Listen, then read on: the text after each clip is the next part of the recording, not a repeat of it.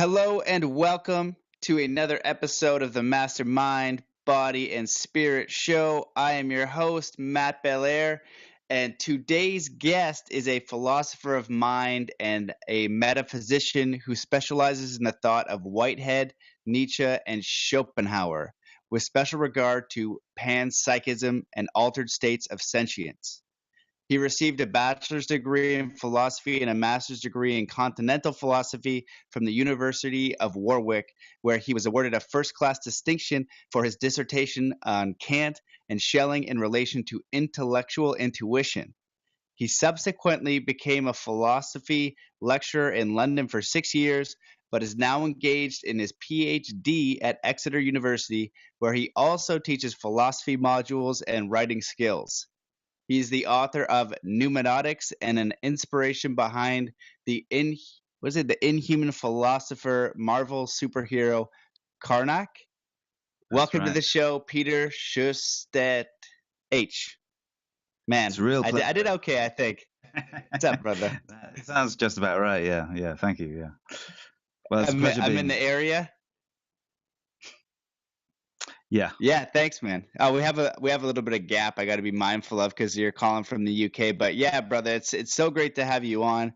I really loved looking at your work and what you're up to. And so I think we should just begin because I'm curious as well. Just a little bit about your background. What inspired you to go into philosophy and do all the work that you've done, and where you're headed with it. Okay. As a young child, being brought up in Cornwall in the UK in the southwest of Britain, I was known as the little philosopher. So I always had, I suppose most children have the why is the sky blue kind of questions, but I sort of pushed it a bit far. And my father, who's a painter, an oil painter, he had a number of books on Eastern philosophy, like Jnana Yoga, which I started reading as a teenager. And then when time for university came, I wanted to study philosophy. Philosophy is not an option in British schools, so I had really little idea what it was, except for those Eastern books. I wanted to do Eastern philosophy. That wasn't available really in Britain at the time, so second best, I did Western philosophy. And when I got started with that, then it sort of immediately knew that's my life's calling. And so I've just pursued that since. So I studied that, did a master's in it, then I became a philosophy lecturer in London in a college there for 6 years, as you said. And then I had a child 6 years ago, a boy, and we decided to return to Cornwall, where I was brought up from London. And then I thought I'd better pursue my philosophy further in terms of education. So I started a PhD about 2 years ago. And that's on panpsychism, the view that mind is not just a product of brains, but it's ubiquitous in nature, it's throughout nature. So I'm working on that at the moment. At the same time, I've published this book, Noumenatics, and I was always mostly interested in the philosophy of mind, I suppose. But one thing that makes me, I suppose, a bit different from other philosophers is that I took a strong interest in psychedelic consciousness, which is a sort of very niche area in the philosophy of mind, obviously. And so that's my two parallel sort of interests at the moment. Really, then are psychedelic consciousness and panpsychism. And that's where I am at the moment, more or less. Awesome, man. I love it. Okay, so some of this is a bit over my head for sure. It's the first time I've really heard of panpsychism. So did you go over that and say it was the idea that consciousness is in all things? That's kind of how I understood it. Is that in the area? So that's right. Yeah, so pan means all, and psychism comes from psyche, which means soul or mind. So all is soul or mind. And that's an ancient doctrine, reaches back to the ancient Greeks, and of course it's popular in the East as well. It's unpopular here in the West, but it's in the last 10, 15 years or so, it's become prominent again because there's this old problem which seems to be insoluble, which is known as the mind-body problem. How is the mind related to the body? So we know, that there are brain correlates to mental states. So, for example, when I feel satisfied, there's an increase of dopamine or whatever it may be. But we still don't know why they should be related in this way, because when we talk about the brain, we talk about essentially spatiotemporal movements, why should spatiotemporal movements link to things which can't be defined spatiotemporally, like joy or satisfaction or whatever? So we reached a kind of cul-de-sac, and we realized that whatever the solution is to the mind-body problem, it's going to have to be radical, because none of the traditional solutions like materialism or idealism really work. So panpsychism then is the view that, mind didn't emerge out of matter, and it's not identical to matter, but rather it always existed in the first place. And so we get an emergence of degree rather than kind. So that means that, not only have humans and animals consciousness or sentience, but so do plants, and so do fungi, and so do even, molecules and so on. Not the kind of consciousness that humans have, but nonetheless something, some subjectivity. Which sounds radical, but it's actually, when you look at the details, very logical. Yeah, well, as far as the plant idea goes, I remember hearing something. It was on, YouTube or whatever, so obviously it's credible. But no, I think it's like BBC, and it just showed how this one type of plant, if an animal's eating it at one side, it'll actually send a signal down there, and it'll be able to change its makeup somehow, so it changes the energy it goes off, so the animal will actually stop eating it. So they thought that was curious, and probably some of someone like you would enjoy seeing that research, because it's showing that, hey, we don't, if it doesn't want to die and get eaten, then obviously there's something going on there. Well, it does indicate it, doesn't it? I mean, someone might say against that, well, yeah, but we can explain all the movements of a plant by looking at its physicality, its sort of, what it's made of, and the chemical reactions that are part of it and whatnot. But you could say the same thing about a human being. But we know, of course, for ourselves that we have sentience correlated to that activity. So then the question is, why should we be different from a plant? If a plant, as you say, reacts to its environment, if it sends signals not only to other parts of itself, but to other plants, we know that leaves, for example, have photoreceptors. So in a way, a leaf can distinguish a number of different colors, like an eye. So essentially, a leaf is a sort of eye. Of course, it's not as complex as ours, but nonetheless, it can see and it reacts to different types of light. So the question is, why should sentience only be correlated to a brain rather than, say, a plant like that, which in itself is a kind of brain, just not one that we are accustomed to? And so if you push that line of thought, then ultimately you go, below the plant itself to, self-replicating molecules, atoms, etc. Yeah, so, definitely. I think. Sorry. The gap. It's the gap. Go ahead. I can't remember what I was going to say now. It's a more parsimonious view of nature. So it's, instead of saying there's matter and then there's a mind which is separate from that but reducible to that, it says there's only a monism, as it were. There's sort of a combination of matter and mind in one. Yeah, I definitely enjoy that philosophy. And sorry for cutting you off. I had, I think one of your friends on last time, Julian Vane, and I was able to see his face, and then so I would know when he was done. So there seems to be a little gap over with you boys in the UK. But yeah, I'm definitely with you on that frame of mind. From what I've looked at, Zen and Buddhism philosophy, that everything, we're all one. It's kind of like that idea, a little bit different, but I definitely think that it's everything is intelligence. Yeah, well, yeah. I mean, it gets very complicated, because then you have to define intelligence and distinction between intelligence and information and consciousness and so on and so forth. But it's all very interesting and exciting, and and also it has bearings on a number of political and sociological aspects, such as how we treat not only other animals but plants, and has bearings on vegetarianism. If everything is sentient, then vegetarians who say they will only eat insentient things, well, then they won't eat, and so on and so forth. And then you can talk about degrees of suffering and whatnot.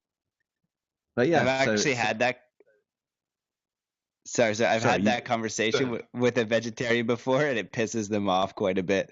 Not Yeah. all of them, but I've seen them get upset. They're like, it's not the same thing. Well, the rebuttal that I've heard though is, a cow would be one piece of sentience, you know what I mean, and then the plant would be a group of sentience. So if you take out the cow, that's one individual piece of sentience, and he's gone.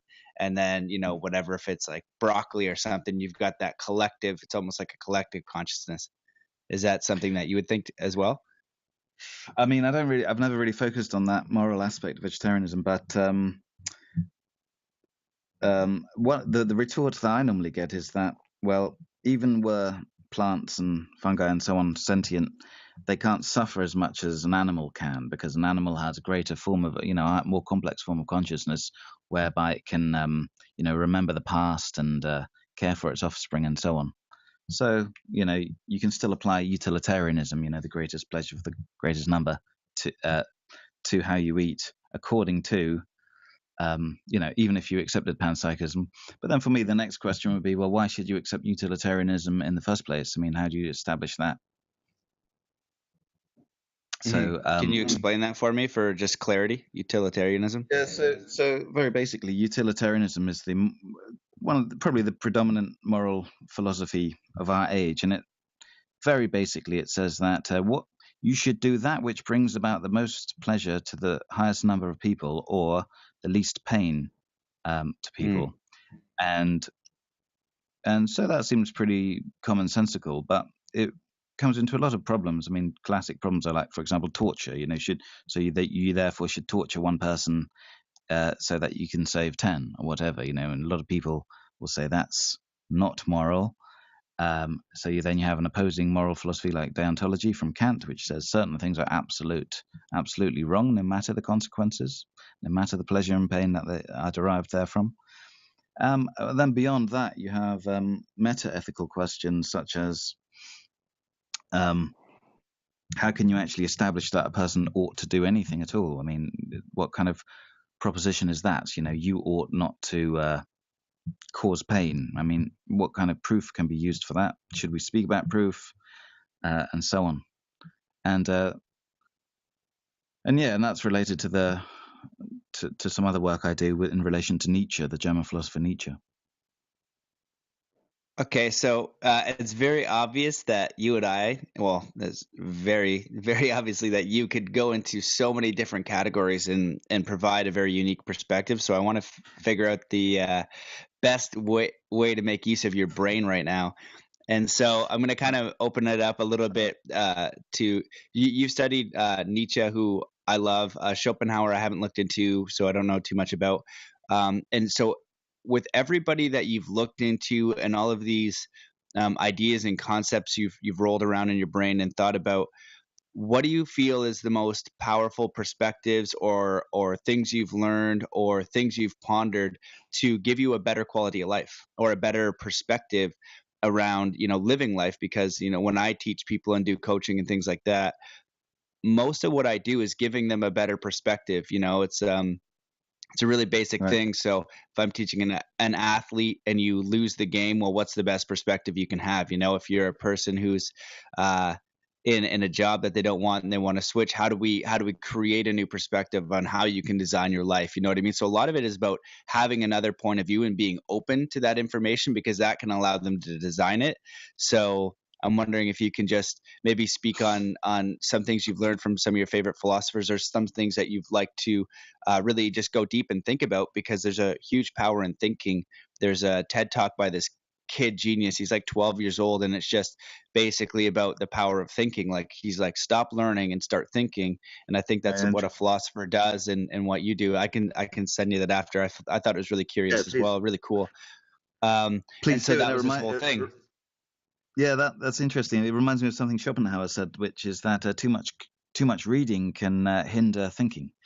And Schopenhauer, of course, was the predecessor of Nietzsche. Talking about influence in life, I have to really, one would have to pick out Nietzsche, because, I started reading Nietzsche as a teenager, 18, I think, and it wasn't just the sort of ideas. I mean, as you probably found yourself, and he changes you. He changes a person. He's sort of dangerous philosopher in that sense, because it's sort of like taking a sort of a drug which you can't go back on. It's sort of it's crossing the Rubicon, as it were. So yeah, Nietzsche, he had a positive effect on my life, as he does with a number of sort of young males, in their 20s especially.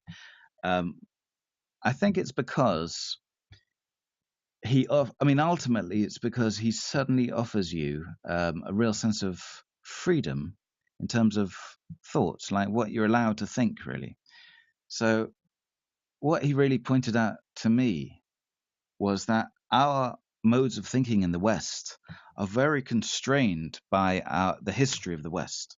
And for Nietzsche, that history, of course, is mostly shaped by Christianity, the Judeo-Christian tradition, to such an extent that people are unaware of how their lines of thinking are influenced by this religion. So, for example, we all think that suffering is, well, not all of us. Many people here, we think, we should reduce suffering and so on and so forth. But Nietzsche says, well, not necessarily. Suffering can be a very positive thing. If you only focus on suffering, it's a sign of decadence. The reason that we focus on this so much is because of the inversion of Roman values that the Christians triggered. And so thoughts like this, they sort of, well, at least for me, they sort of open up my mind to different, not only different ways of thinking, but of approaching everything in life. So for example, you might suffer from guilt because you think what you ought to do something, or you haven't, or regret because you didn't do it, or whatever. And Nietzsche says, well, look, ultimately, many of these forms of guilt are actually based on foundations which are not true, and in many cases, those foundations are based on a belief in the sort of Judeo-Christian God. So if you don't believe in that God, he's famous for saying God is dead. It doesn't just mean that we now intellectually in the West don't believe in him anymore, but it rather means that if you don't believe in him, if you really follow the consequences of that belief, those consequences will have profound effects on your life, and the way you approach life and approach others and yourself. So yeah, if you don't believe in God, it doesn't simply mean you become an atheist like Richard Dawkins and criticize creationism or whatever. And it has a profound effect on everything in terms of politics, sociology, so on and so forth. So, of all people, of all thinkers, yeah, Nietzsche had this emancipating effect.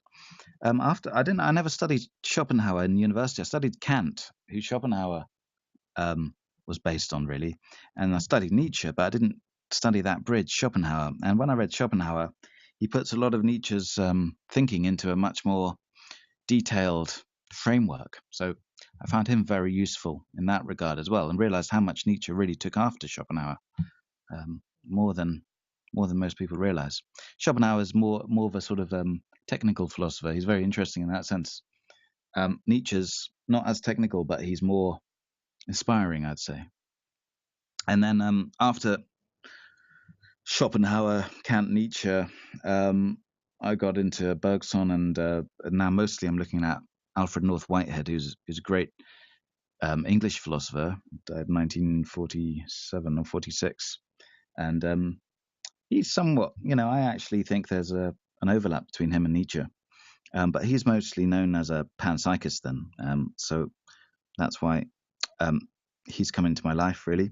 Well, really, it's actually, I must say panpsychism really does stem from Nietzsche in this sense, that Nietzsche said that, the fundamental, in his later works, the fundamental essence of all of reality is the will to power, this drive underlying everything.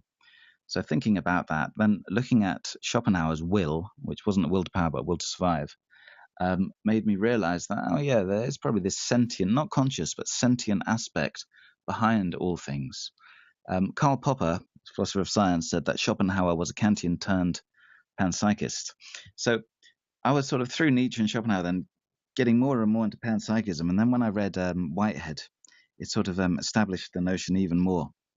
And ultimately, I think what I'd like to establish is some kind of a new panpsychism which combines the Nietzschean aspect, the will to power, the sort of Nietzsche says the will to power is an affect form, like an affectation, combining that will to power with the value-laden pan-experientialism or panpsychism of Whitehead to create something new, like a panpsychism, which it's not just a sort of intellectual endeavor, but something that is inspiring in terms of its Nietzschean aspect.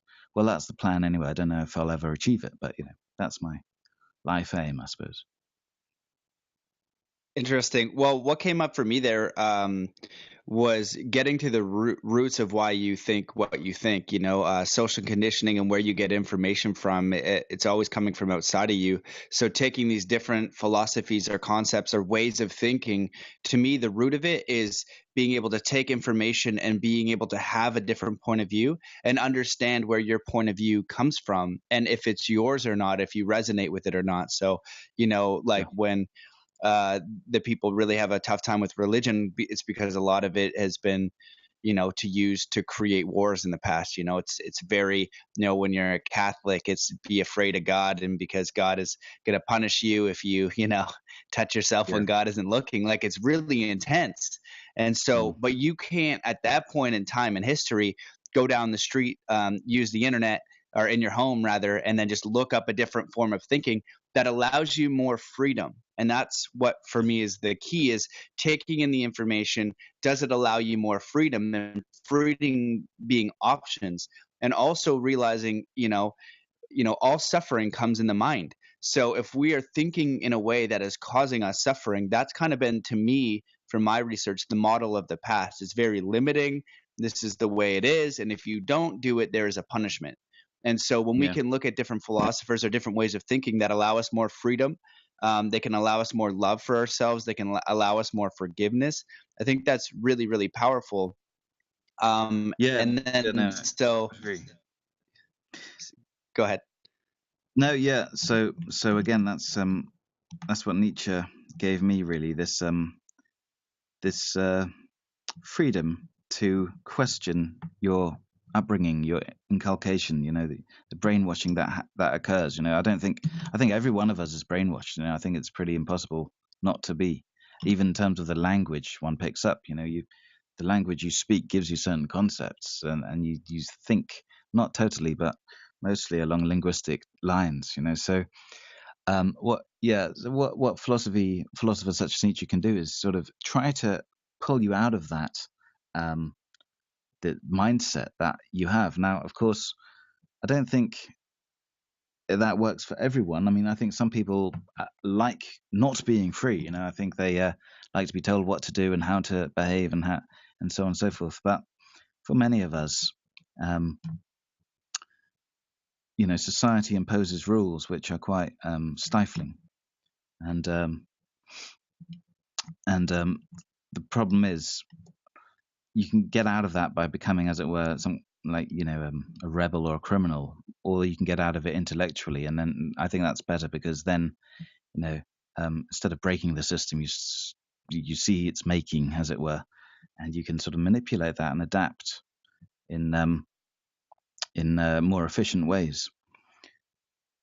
And I think that, most people now say that religion certainly brainwashes people, but there are so many other religions, as it were, which are not ostensibly religions. So I consider many ideologies, capitalism or socialism or liberal democracy or whatever, as a religion as well, in the sense that, it's a belief system. There are certain axioms that one is expected to believe, and if you break those, then you will get punished. I don't think there's really much difference between the rules of today and the religious rules of 500 years ago, really. I mean, they've just changed form. And that's why it's actually quite dangerous to do philosophy in many ways, because it makes you question everything, and that might not be in your interest in many cases. So you have to sort of. There's also no going back, and some people say. I mean, I don't really think this is true, but some people say that Nietzsche went mad because he knew too much. Freud said of Nietzsche, apparently, that Nietzsche was the man who knew himself more than any other man ever knew themselves. And of course, Nietzsche, well, not of course, but in 1889, Nietzsche went mad. And for the last 10 years of his life, until 1900, he was just, in a vegetative state, really. Was that because of his philosophy? I wrote an article once about Nietzsche's drug use. I mean, he did take a hell of a lot of drugs, like chloral hydrate, opium, cocaine probably as well, and other things. And that's because he allegedly had syphilis, or he might have had brain cancer, but it was a sort of a circular problem whereby he took drugs, medication for this. That probably made him worse. His sister and mother complained about the drugs he took. His philosophy was getting more and more extreme. He lost friends like Wagner through his philosophy, and then, as I say, in 1889 he lost it completely. Interestingly, because he was a doctor. He was a doctor of philology, which means the study of language. So as a doctor, he went into pharmacies and could prescribe himself anything he wanted. So he did. He got a lot of drugs of that age, late 19th century, and used them. And I think that aspect of his life has been neglected to a certain extent. But the article's on high existence. It's called Antichrist Psychonaut. That sounds interesting. Okay, so I want to go a different way. Well, this is what I want to ask. The nature of truth and reality. So, listening to you go into philosophy, and so we're labeling things like panpsychism, all the other different types of philosophy. For me, one of my favorite philosophers is not usually technically a philosopher, but he did study philosophy at university, which a lot of people don't know, is Bruce Lee. And when Bruce Lee was coming up with his martial arts, he didn't even want to name it, because like you can take a piece of karate and you can take a piece of kung fu and you can take a piece of wrestling and you can take a piece of jiu-jitsu. So do you feel that way within philosophy? And because I find a lot of the things is like, well, if you believe in this doctrine, then you can't believe in that doctrine. And then as soon as his whole thing about labeling things was, well, once you like, how can you, like, I'm just a human being, you can't label any of that, and you can't, maybe I'll bite you if we're fighting. Like, what model of fighting is that? Like, do we need to label that? I'll bite you, So I feel like it's intellectual. Like, I find that a lot of really smart people, if you're just really, really smart, a lot of the times you become dumb because you want to figure everything out, and you're really smart so you can figure a lot of things out, but you're not smart enough like Einstein, where that you're not going to figure out these big, like, it's so far beyond you. And that's something like a psychedelic will show you. It's like, hey, actually you only know a bit of a bit of a bit. You have no idea what's going on. So learn what you can, but realize like this is so far beyond you. So then we get into the mind, and for me, I call it my my dumb brain, where as smart as that thing can be, there's for me, the real intelligence is sitting in silence and just connecting with myself. And and then how do I use my thinking and my perspectives and my way of thinking to live an enjoyable life that's more love for me, that's more love for the people around me, that allows me more freedoms. So I don't know if you want to, and I don't even know where I'm going, but I wanted to talk about the difference between intellectual intelligence, intuitive truth, beliefs, and all that kind of area. Okay, well, there's a lot there. But the first thing you said was the problem with labels is that it restricts a person, and certainly in philosophy you find this. So if someone says, for example, they're a panpsychist, then immediately you'll say, but then there's the combination problem, so and that can't be right, so you must be wrong, and so on. So what philosophers often do then is they make up a new word so that can't happen. But then the problem with that, of course, is that number one, it increases the vocabulary. Sometimes unnecessarily. So you have like a number of words which basically mean the same thing with minor connotations, but have radically different words. So that then means that one can't access them very easily. You have to sort of learn a whole new vocabulary. I mean, the typical instance of that is Whitehead, actually. I mean, it's very difficult to read because he couldn't use a word like even simple as perception because of all the connotations it has about, one has a representation of an object. He has to come up with a new word, prehension, to talk about the interaction and so on. That's why I called my an article I wrote neo-nihilism instead of nihilism, because people think, oh, well, he's a nihilist, so that means this and that and whatever. So, you add these little prefixes and suffixes to avoid that.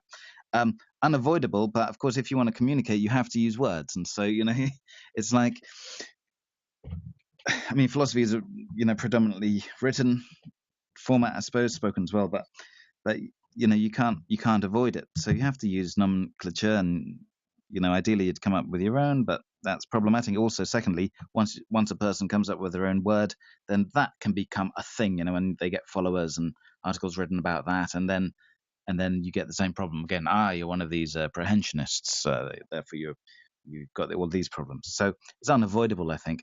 Another thing about all these isms like panpsychism and intuitionism and so on is that they are useful for teaching, so you can divide up thoughts into these categories, and you can divide as well and conquer. So it's easier to lay down in lists and whatever. But of course, especially when it comes to mind, all of these words overlap, and they don't really, they're never, they can never be 100% defined.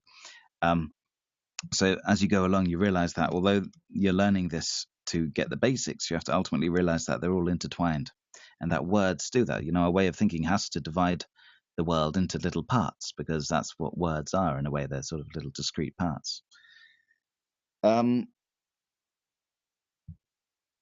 Yeah, so there was that. And then what was the second part you mentioned? Bruce Lee. I mean, I don't know much. I know he'd studied philosophy. I was talking about... Yeah, he did. Sorry, I was talking about essentially just like what is actual truth, and the difference between intellectual knowledge, knowing, and then intuitive knowledge and knowing, and maybe just even the root of actual knowing. Yeah, I mean, the theory of knowledge in philosophy is known as epistemology, and it's a massive field, starting with Plato, really. He said knowledge is justified true belief. And I can't, the ultimate question of epistemology and then metaphysics or ontology is, what is real? What is existence? And this is such a complicated thing that, it's hard to even start talking about it. But I'll say this, that there are generally three, and again, I'm using words here and dividing it, but they will overlap. There are three sort of worlds, as it were. And there's the physical world, there's the mental world, and then there's the third realm, as Frege calls it, the world of universals or abstracta, which is timeless and eternal. And so when you ask what is real, we can ask, number one, does a proposition or a word refer to the physical world? Does it refer to the mental world? Or does it refer to, like, for example, if I use the word red or a number like 5, does it refer to a world which is neither physical nor mental, but something else, something outlying all of that, as Plato believed, and Russell and Frege and Gödel and Whitehead and so on. So my view is that all of these three are intertwined. So I think that the material world, the physical world, is actually an abstraction. So it's just a way of looking at reality, but it excludes fundamental features of reality, one of which is mentality. That's my panpsychism then. So when we use the word physical, it actually includes the mental anyway. It's just that we can't directly perceive other mentalities, just like I can't perceive your consciousness right now. I can guess it from your behavior, but I could be wrong. And it's the same with an animal. It's and then ultimately it's the same with all things, plants, as we were saying, and whatnot.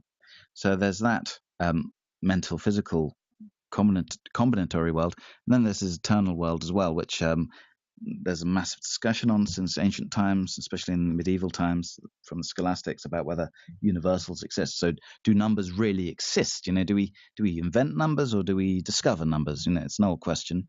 I've come to the conclusion in the last couple of years that actually we discover it rather than invent it, which is actually very controversial, because that means that universals such as numbers, but also colors and emotions and any generality, actually have a timeless existence, which can't be distilled in any instantiation. So there's another aspect of reality, a timeless aspect, which is very controversial. But I think that any position a person takes is controversial when it comes to reality. Nobody agrees with it. Well, everyone disagrees with one another. And every position has a number of good arguments and a number of criticisms. And the way I suppose most philosophers operate is that they take one line and they go with it and see how well it can be defended. until some of them reach, a point at which they have to surrender. Usually doesn't happen really with philosophers because their pride comes in as well. But you go with it. But the great thing about philosophy is that everything's open to question. It ultimately comes from a sense of wonder, I think, of reality, which is lost so easily when you become too tied to everyday trivial affairs. It comes from a sense of wonder. And as you were saying, actually, we shouldn't be content with, like ways of thinking that were invented, as it were, by other people. We should. I think philosophy in itself is emancipating in this. William Blake said, create your own system or be enslaved by another man's.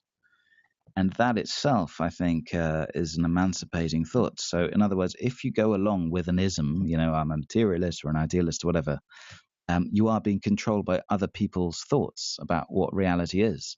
And as you intimated, nobody knows. We are very ignorant about reality. We can only speculate, really, make little arguments here and there. But, obviously there's a real mystery. I mean, that probably humans will never attain a comprehension of, because, our brains, our minds, our intellects are limited. I mean, now coming back to your question about difference between like intellect and intuition and so on.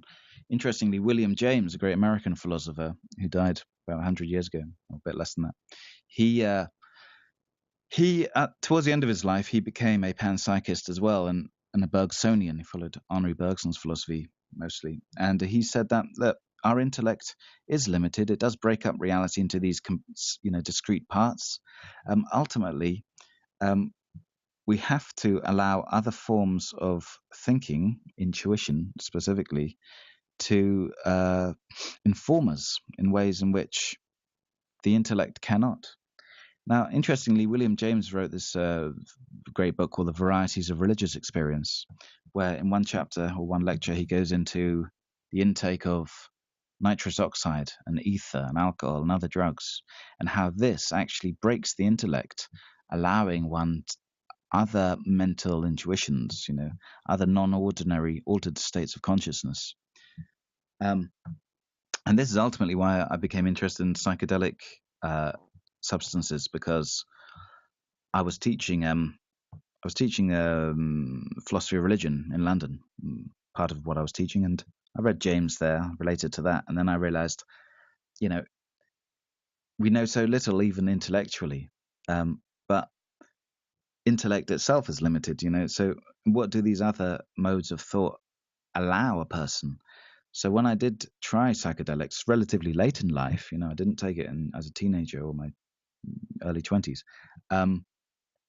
it opened up a whole new world of experience to me, something I literally couldn't imagine. I mean, it's so far beyond imagination, so far beyond dreams, even on the most reductive scale of ontology. So, like, for example, if you're a hardcore materialist and you think everything's ultimately reducible to particles or whatever, matter, energy, even if you're one of those, you will be awestruck by the power of the mind, that the human mind can make one see these crazy sublime expanses in space with these bizarre aliens doing bizarre things and whatever. It's just so odd, so profound, so beautiful and sublime that the fact that philosophers haven't really much explored this is shocking in itself. So that's what my book does, Noumenatics. Partly it begins to look at the ramifications of such experience. Amazing, brother. Well, I love all that, man, and I could talk to you for hours, and I knew this, and I know you gotta run, so I'm gonna have to have you back on the show again. Yeah. Thank you for coming on. Thank you for sharing your wisdom. Where can people find more about you? And I'll just add to that, for sure. I think if you're gonna do philosophy, I don't know, it's almost mandatory that you do psychedelics, in my opinion, because the way that it opens up the mind, like, for me, knowing that I've done mushrooms and ayahuasca, what I've experienced, that when you're when the mind is battling with this concept, and it's like, nah. Like if you didn't, you wouldn't even need to worry about that. You can worry about that for 30 years if you want, or do one ayahuasca ceremony, and that whole genre is now out the window, and you're thinking more expansive thoughts. So I think it's a really Yeah. important thing, because especially being in the academic world, I wouldn't even waste my time. Like, you just have no idea what's going on, and that's fine. Like, go into this Mm. argument, and that can be valid for where you are, and that's totally fine. But one dose of this, and it's going to change your entire point of view and show you another one, not making them right or wrong, just allowing a greater sense of awareness. So I think the research Absolutely. is really, really, really, really important. So thank you for that. So where can people find you and get in touch if they want to? Well, my website is www.philosopher.eu. I've got a Facebook page, facebook.com ontologistics. I'm on Twitter, Peter Sjöstedt-H, and elsewhere. That's online. If you want to meet me in person, I'll be chairing the philosophy sessions at Europe's largest psychedelic conference at the end of this month in London, Greenwich. So you can find me there as well if you want to meet me in person. Otherwise, I've got a YouTube channel, Ontologistics again. So yeah, but if you go to my website, you can get links to all of those. That's philosopher.eu. Awesome.